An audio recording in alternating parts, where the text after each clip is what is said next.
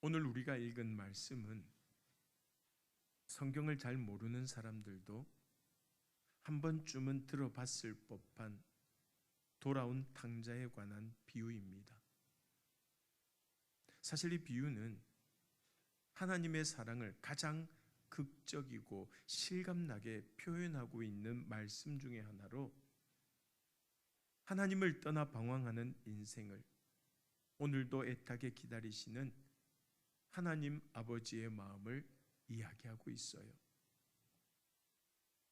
내용은 간단합니다. 어느 부잣집에 두 아들이 있었는데, 둘째 아들이 멀쩡하게 살아있는 아버지에게 자기 몫의 유산을 미리 달라고 하더니 그것을 가지고 집을 떠나 호랑방탕하게 살았습니다. 그러다가 결국 빈털터리가 되어서 죽을 고생을 한 후에야 자신의 잘못을 깨닫고 아버지에게 돌아가기로 결심하게 되죠. 그래도 아직 염치는 남아 있었던지 이제는 아들이 아니라 뭐로? 종으로 받아달라고 부탁하겠다고 마음을 먹고 아버지 집을 향하여 무거운 발걸음을 옮겼습니다. 하지만 아들의 걱정과는 달리 날마다 대문 밖에 나가서 아들이 돌아오기만을 기다리던 아버지는 멀리서 둘째 아들의 모습이 보이자마자 달려가서 껴안고 입을 맞추며 아들의 손가락에 가락지를 끼워주고 송아지를 잡아 잔치를 열었다는 눈물겨운 이야기입니다. 사랑하는 여러분, 이 비유에서 우리가 기억해야 할 것은 단 하나, 아버지의 사랑입니다. 어리석기 짝이 없는 아들을 끝까지 기다려주고 다시 품어주는 지극한 사랑 말입니다.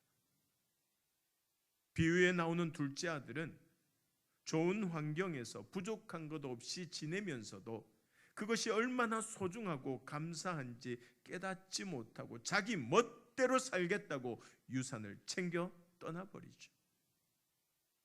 그러나 결국 가진 것을 다 잃고 고생하다가 굶어 죽을 지경이 되어서야 아버지에게로 돌아갈 생각을 하게 되었습니다. 누가 봐도 참으로 한심하고 미련한 인생이 아닐 수 없습니다. 그런데 여러분, 사실은 이 땅을 살아가는 모든 인생들이 이렇다는 사실을 아십니까? 우리 역시 둘째 아들처럼 하나님을 떠나는 어리석은 선택을 하고 제멋대로 살아보겠다는 한심한 생각을 가지고 세상 속으로 용감하게 걸어간다는 것이에요. 그러나 물고기의 눈에 파도 너머로 반짝이는 모래가 아무리 아름답고 좋아 보여도 물고기가 바닷물을 떠나 모래사장에서 살 수 없듯이 우리 역시 하나님 아버지의 품을 떠나서는 제대로 살아갈 수가 없다는 것이에요. 날마다 세상 속에서 상하고 찢기고 짓밟혀서 절망하고 좌절할 수밖에 없다는 것입니다. 그럼에도 불구하고 여전히 우리에게 소망이 있고 고난 중에도 감사할 수 있는 것은 예수님께서 이 탕자의 비유를 통하여서 끝까지 우리를 기다려주시는 하나님의 사랑을 깨닫게 해주시기 때문입니다. 그 사랑을 깨닫고 다시 하나님께로 돌아가기만 하면 두 팔 벌려서 우리를 맞아주실 줄로 믿습니다. 그런데 오늘 본문에서 우리는 세 가지 모습으로 나타나는 하나님의 사랑을 발견하게 됩니다. 먼저 첫 번째로 우리에게 자유의지를 허락하시는 사랑입니다. 무엇을 허락하셨다고요? 자유의지. 본문 말씀에 보면 둘째 아들이 아버지가 멀쩡히 살아가시는데도 상속받을 재산을 달라는 철없는 소리를 합니다.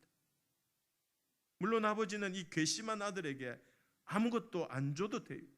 아버지가 살아있는 한 아들 재산이 될 수가 없기 때문입니다. 그러나 아버지가 재산을 주지 않았다면 아마 둘째 아들은 집을 나가지도 않았을 것이에요.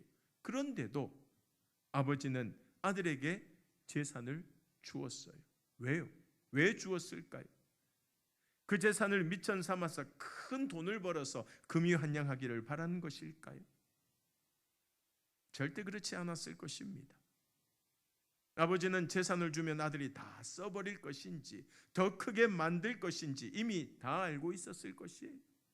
평소 행실을 보아서나 이렇게 자신의 몫의 재산을 달라는 어이없는 요구를 하는 것만 봐도 모를 수가 없지 않겠습니까?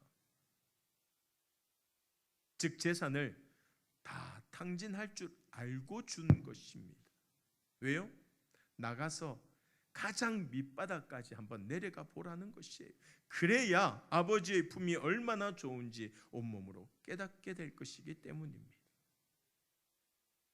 실제로 아버지의 품을 떠난 아들은 세상살이가 얼마나 고되고 어려운지 뼈저리게 느꼈지 않습니까? 그리고 이제는 등을 떠밀어도 아버지의 집을 떠나지 않을 것입니다. 그러므로 철없는 아들에게 재산을 나누어 주고 떠나게 한 것도 아버지의 사랑이며 아들이 다시 돌아오기를 기다리고 두 팔 벌려 맞아준 것도 변함없는 아버지의 사랑이라는 말이에요. 참으로 안타까운 것은 대부분의 사람들은 아무리 옆에서 뜯어 말려도 직접 겪어보기 전에는 절대로 받아들이지 않는다는 것이에요. 하지 말라고 하면 안 하면 되는데 자신이 직접 겪지 않으면 그것을 생각지 못한다는 것이죠. 저희 아파트 지상 주차장은 아파트 건물 뒤편에 있는데 한쪽이 막혀 있어서 들어갔던 길로 다시 돌아 나와야 돼요. 그런데 주차할 자리가 없으면 차를 돌릴 공간이 없기 때문에 후진으로 이렇게 디귿자로 그냥 끝까지 뒤로 나와야 돼요. 게다가 명절이 되면 방문 차량도 많아서 겹주차까지 해서 정말 복잡합니다. 그래서 명절에는 웬만하면 차를 두고 걸어 다니는 게 상책인데 간혹 차를 꼭 쓸 일이 있어서 나갔다가 혹시나 자리가 있을까 하고 뒤쪽 주차장으로 들어갔다가 빠져나오려면 정말 애를 먹습니다. 그런데 겨우 차를 뺐는데 다른 차가 들어가는 것을 보고 제가 급하게 창문을 내리면서 자리 없다고 들어가지 말라고 그렇게 소리치면서 손을 졌습니다. 그런데 어떻게 하는 줄 아십니까? 저를 빤히 쳐다보고는 굳이 들어갑니다. 혹시나 아니 내가 그렇게 하지 말라고 해도 없다고 해도 그냥 들어가요. 그리고 자리가 없다는 것을 자기 눈으로 어떻게 해요? 확인하고 다시 어렵게 디귿자로 그냥 후진해서 빠져나오는 거예요.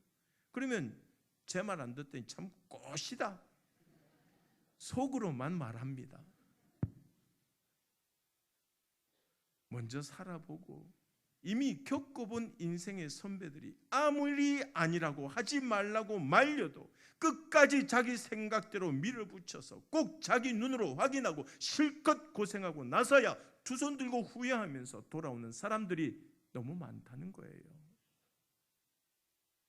물론 하나님께서도 인간의 이런 속성을 너무나도 잘 알고 계시지만 우리가 끝까지 가겠다고 하면 그냥 가도록 허락하십니다.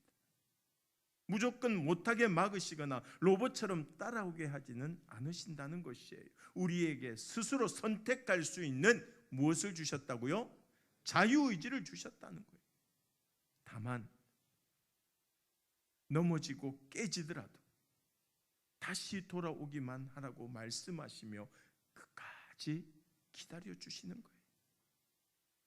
사실 이것은 정말로 불필요하고 비효율적인 일이지만 하나님께서는 우리가 스스로 깨닫기를 바라시며 참고 기다려주시는 것이에요. 2000년대 초반에 다빈치 코드라는 소설이 큰 인기를 끌면서 영화로까지 만들어지게 되었습니다. 그런데 대부분의 내용이 예수님의 신성과 인성을 부정하고 모욕하는 것이었기 때문에 해외는 물론 국내에서도 기독교인들이 거세게 반발하며 영화를 보이콧하기도 했었습니다. 여러분, 만약에 이 소설이 이슬람의 알라신을 정면으로 모독하는 내용을 담고 있었다면 아마도 작가는 벌써 이 세상에 없었을지도 모릅니다. 왜요? 온몸에 폭탄을 감은 자폭 테러단이 그를 향해 그냥 돌진해버렸기 때문일 거예요. 그러나 예수님을 조롱하는 이 소설을 쓴 작가는 지금도 잘 먹고 잘 살고 있습니다. 이것이 바로 우리 인간을 향한 하나님의 마음입니다. 이런 무례한 자도 하나님께로 돌아오기를 끝까지 기다려 주시는 것이에요. 사실 우리도 오래 참으시는 하나님의 사랑 덕분에 지금 이 자리에 나와서 예배드리고 있지 않습니까? 그러므로 아직 기회가 있을 때, 하나님께서 참고 기다려 주실 때 죄를 회개하고 하나님의 품으로 돌아오는 주의 백성들이 다 될 수 있기를 간절히 소망합니다. 두 번째로, 하나님의 사랑은 끝까지 우리를 기다려 주시는 사랑입니다. 당시 이스라엘의 상속법에 따르면 아들이 둘일 경우 큰아들에게는 재산의 3분의 1을, 둘째 아들에게는 나머지 재산을 상속하도록 되어 있었습니다. 따라서 둘째 아들이 3분의 1이나 되는 어마어마한 재산을 가지고 나간 것이에요. 그런데도 아버지는 날마다 대문 밖에서 아들을 기다립니다.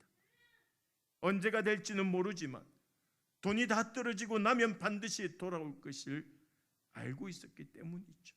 그 많은 재산은 허무하게 없애버렸지만 아들만 되찾을 수 있다면 괜찮다는 것이에요. 스스로 돌아오기만 한다면 언제든 받아주기 위해 문을 열어놓고 애타게 기다리는 마음, 이것이 바로 우리를 향한 하나님 아버지의 사랑인 줄로 믿습니다. 세 번째로, 잘못을 추궁하지 않는 사랑이에요. 잘못을 추궁하지 않는 사랑. 자, 오늘 본문 20절 말씀을 우리 같이 한번 읽어볼까요? 20절입니다. 이에 일어나서 아버지께로 돌아가니라. 아직도 거리가 먼데 아버지가 그를 보고 측은히 여겨 달려가 목을 안고 입을 맞추니. 아버지가 그를 어떻게 봤다고요? 측은히. 측은지심이야말로 우리를 향한 하나님의 사랑을 잘 나타내는 말이 아닌가라는 생각이 들어요. 아버지는 허랑방탕하게 살다가 가진 것을 다 잃고 나서야 집에 돌아온 아들을 괘씸하게 여기지 않았습니다. 오히려 실패와 좌절을 경험한 자식을 불쌍히 여겨서 달려가 끌어안고 입을 맞추며 이전보다 더욱더 따뜻하게 맞아주었습니다. 여러분, 끌어안고 입을 맞추는 것은 당시 중동의 풍습이지만 아들을 애타게 기다리던 아버지가 이렇게 한 데는 또 다른 의미가 있었을 것이에요. 어떤 의미요? 너무나 부끄럽고 죄송한 마음에 할 말이 없는 아들의 입을 아버지가 막은 것이에요. 안아주며 입을 맞추며 따뜻하게 그렇게 안아주면서 너의 마음을 다 알고 있으니 아무 말 하지 않아도 된다고 말입니다. 내가 다 안다고 말입니다. 죄로 죽을 수밖에 없는 우리의 잘못을 굳이 덜쳐내어 추궁하지 않으시는 하나님의 사랑이 바로 이런 사랑인 줄로 믿습니다. 그러므로 하나님께 돌아오기만 한다면 이렇게 돌아왔으니 이제 되었다고 하시며 지난 죄를 다 용서해 주시고 깨끗게 해 주실 줄로 믿습니다. 사실 세상 모든 사람에게 일어나는 문제는 결국 사랑받지 못하는 데서 비롯됩니다. 날이 갈수록 다양해지고 심각해지는 청소년 문제도 그 원인을 파고 들어가 보면 결국 사랑의 부재에 있어요. 다시 말해서 사랑받고 싶다는 거예요. 부부간의 모든 문제도 원인은 딱 한 가지입니다. 서로에 대한 관심과 사랑의 부족이에요. 서로에게 관심을 기울이고 사랑하면 해결되지 못할 문제가 하나도 없다는 것입니다. 하지만 사람은 누구나 사랑을 주기보다는 받기를 원하기 때문에 늘 서로 원망하며 불평만 쌓이는 것이에요. 그러나 여러분, 우리는 오늘도 아무 조건 없이 거저주시는 하나님의 사랑을 받고 있다는 사실을 꼭 기억하시기 바랍니다. 우리가 하나님을 떠나 죄지으며 살아갈 때도 하염없이 문 밖에 서서 기다려주시는 그 사랑이 언제나 우리와 함께하고 있다는 것이에요. 따라서 그 사랑을 생각한다면, 그 사랑의 하나님을 만난다면 내가 먼저 이해하고, 내가 먼저 용서하고, 내가 먼저 섬기면서 이 세상을 적어도 지금보다는 더 평화롭고 아름다운 곳으로 만들어가게 될 것입니다. 제가 지치고 힘들 때마다 생각이 나고 흥얼거리게 되는 찬송이 있는데, 찬송가 525장입니다. 돌아와 돌아와 마음이 고난이요, 길이 참 어둡고 매우 험악하니 집을 나간 자여 어서와 돌아와, 어서와 돌아오라. 이 악하고 어지러운 세상에서 영적으로 너무나 고나고 궁핍하게 살아가면서도 스스로 꽤 풍족하고 성공적으로 살아가고 있다고 생각하는 어리석은 우리에게 들려주시는 하나님의 음성인 줄로 믿습니다. 여러분, 탕자를 한번 보세요. 그가 왜 집으로 돌아오게 되었어요? 누가복음 15장 14절 말씀입니다. 같이 한번 읽어봅시다. 다 없앤 후 그 나라에 크게 흉년이 들어 그가 비로소 어떻게 되었다고요? 궁핍한지라. 자신의 궁핍함을 뼈저리게 깨달았기 때문입니다. 아버지의 품이 아니면 도저히 살아갈 수 없다는 사실을 자각했기 때문이에요. 그런데 우리도 마찬가지입니다. 육적으로는 먹을 것과 입을 것이 넘쳐나지만 영적으로는 얼마나 궁핍하고 메말라 있는지 깨달아야 한다는 것이에요. 하나님의 은혜가 아니면 온전히 살아갈 수가 없음을 알고 하나님 아버지께로 돌아와야 한다는 것이에요. 여러분, 여행을 가보면 처음에는 모든 것이 새롭고 정말 신이 납니다. 하지만 며칠이 지나면 아무리 좋은 호텔방에 누워 있어도 뭔가 허전해지기 시작해요. 끼니마다 맛있는 음식을 먹고 좋은 곳을 구경하는데도 슬슬 무슨 생각이 나요? 집 생각이 나는 거예요. 그리고 시간이 지날수록 이제는 집으로 돌아가고 싶은 마음이 들어요. 왜 그럴까요? 아무리 즐거운 여행이라도 집을 그리워하고 돌아가고 싶은 것은 인간의 본능이기 때문입니다. 마찬가지로 우리의 영혼은 세상에서 아무리 즐겁고 풍족한 삶을 누려도 우리를 사랑하시고 기다리시는 아버지의 집을 사모하고 그리워하게 된다는 것이에요. 그래서 어떤 인생을 살았더라도 결국은 헛되고 헛되다고 후회하게 되는 것입니다. 그리고 자신의 궁핍함을 깨달았다면 이제 정신을 차려야 하는 것이죠. 오늘 본문 17절 말씀에 뭐라고 이야기합니까? 우리 같이 한번 읽어볼까요? 이에 스스로 돌이켜 이르되 내 아버지에게는 양식이 풍족한 품꾼이 얼마나 많은가, 나는 여기서 줄여 죽는구나. 이 세상에서 방황하다가 줄여 죽지 말고 영의 양식이 풍족한 아버지 집으로 어서 돌아가야 한다는 말이에요. 주님 집으로 어서 빨리 돌아서는 주의 백성들이 될 수 있기를 간절히 소망합니다. 그런데 여러분, 이 둘째 아들은 죽을 고생을 하고서 겨우 깨달았는데 이제 남아있는 큰아들이 문제예요. 그동안 늘 아버지와 함께 있으면서도 아버지의 마음을 조금도 이해하지 못합니다. 아마 큰아들도 동생처럼 집을 나가서 마음대로 살다가 실컷 고생을 해봐야 아버지의 마음을 헤아리고 사랑을 깨닫게 되겠죠. 하지만 하나님께서는 우리가 굳이 하나님을 떠나 세상에서 방황하지 않고 하나님의 사랑을 깨닫기를 원하신다는 것이에요. 꼭 맞고 후회하지 말고 맞기 전에 잘하자라는 거예요. 지금 우리가 누리고 있는 사랑이 얼마나 귀하고 큰지를 알고 그 사랑 안에 머물러 있기를 원하신다라는 것이에요. 힘들게 고생하지 말고 지금 주는 사랑을 받아 먹으라는 것입니다. 여러분, 그 사랑 안에 갈 수 있기를 간절히 소망합니다. 오늘 우리가 이 탕자의 비유를 통하여서 반드시 깨달아야 할 것이 딱 하나 더 있습니다. 그게 뭐냐? 우리 하나님은 아주 부자라는 사실입니다. 오늘 본문에 보면 아버지는 둘째 아들이 자기 몫의 재산을 달라고 하니까 재산의 3분의 1을 돈으로 만들어서 아들에게 바로 줍니다. 실제로 엄청난 재력을 가지고 있으며 아들을 위해서라면 흔쾌히 내어줄 수 있다는 것이죠. 하나님 아버지께서도 우리를 위해서라면 이렇게 하실 수 있다는 말이에요. 비유잖아요.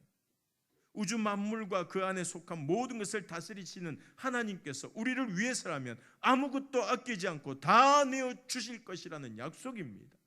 그래서 이 세상의 무엇과도 비교할 수 없는 예수님의 존귀한 목숨까지도 우리를 위해 내어주셨고 우리에게 세상 무엇으로도 살 수 없는 영원한 생명을 주신 것이에요. 그러므로 지금 우리가 하나님을 떠나 얼마나 멀리 와 있든지 무엇을 하고 있든지 이제 하나님 아버지께로 다시 돌아가야 할 줄로 믿습니다. 지금도 문 밖에 서서 이제나 저제나 우리를 기다리시는 하나님의 품으로 말입니다. 오늘 주신 말씀 꼭 기억하면서 집으로 돌아가는 것이야말로 하나님께서 가장 기뻐하시는 일이라는 사실을 기억하고 언제나 하나님 안에 살며 이제는 아직도 하나님의 사랑을 알지 못하는 사람들에게 우리가 받은 그 아버지의 사랑을 전하여 날마다 하나님께로 돌아오는 사람들이 더 많아질 수 있도록 힘써 전도하는 우리 간만의 모든 가족들이 다 될 수 있기를 주님의 이름으로 간절히 소망합니다.